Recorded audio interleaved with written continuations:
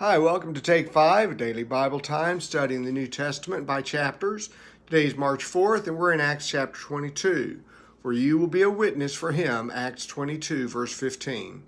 With it not being in chronological order, the New Testament offers little direction as to when each book was written. The first 4 books are known as the Gospels. They present the life of Christ from different perspectives. Next is Acts, an early account of the history of the church, followed by letters written by Paul, and so on down to Revelation, the conclusion of time and life as we know it. Luke used the method of telling who were leaders at the time of different events, so if you know ancient world history, then you will have some sense as to when it was all happening. Acts 22 is considered having been written in 58 AD, some 25 years following the ascension of Christ. Paul had been a Christian by this time for some 20 years, preaching and having already written numerous letters we have recorded, such as the letters to the Thessalonians, to Corinth, Galatians, and to the Romans.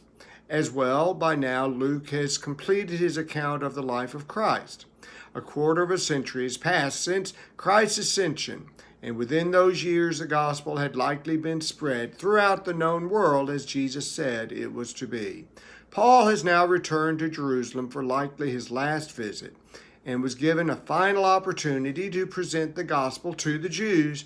The remaining of the chapters dedicated to reciting his journey to and time in Rome prior to being put to death at the hands of Nero, the Roman emperor. This chapter records the second time of 3 of Paul's salvation experience being shared, each with additional information given in order to best fit the audience to which he was presenting his testimony. To whomever you present your story, there may be need to put an emphasis on a different part of God's work in your life, yet the major outline will remain the same. Paul gives an excellent layout of sharing how you became a Christian using 3 simple parts: where you were before Christ, how Christ spoke to you, finishing with how life has been different since being saved. There's no need to think that our testimony requires to be as dramatic as Paul's, or that we need to have been as bad as Paul. All are lost, all need Jesus. It's as simple as that.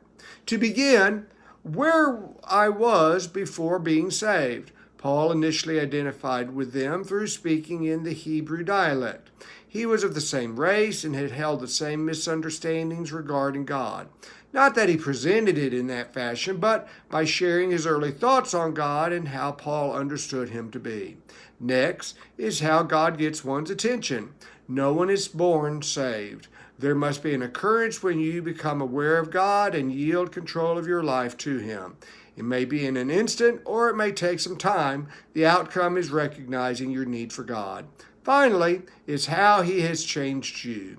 As for Paul, it resulted in his forever afterwards traveling and sharing the message of salvation with others, particularly non-Jews.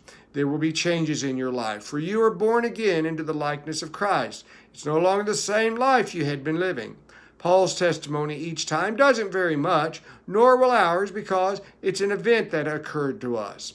With that in mind, you should work on getting it down into a logical sequential presentation, so to be ready at any time to make an account of the gospel. As Peter says, but sanctify Christ as Lord in your hearts, always being ready to make a defense to everyone who asks you to give an account for the hope that is in you, yet with gentleness and reverence.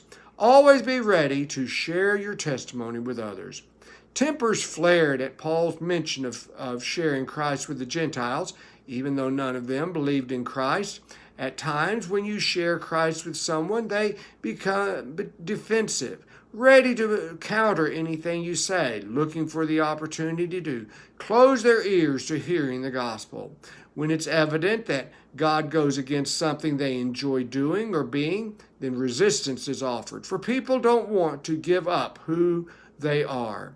When presenting the plan of salvation, you must point out sin as the need for salvation. Once you realize how bad you are, only then can you see how good God is. Yet while we were sinners, Christ died for us. This is the true meaning of grace. Thanks for being here today. Now may God's grace and peace be ours as we seek to live our utmost for His highest. Have a great day, and we'll see you tomorrow. Bye now.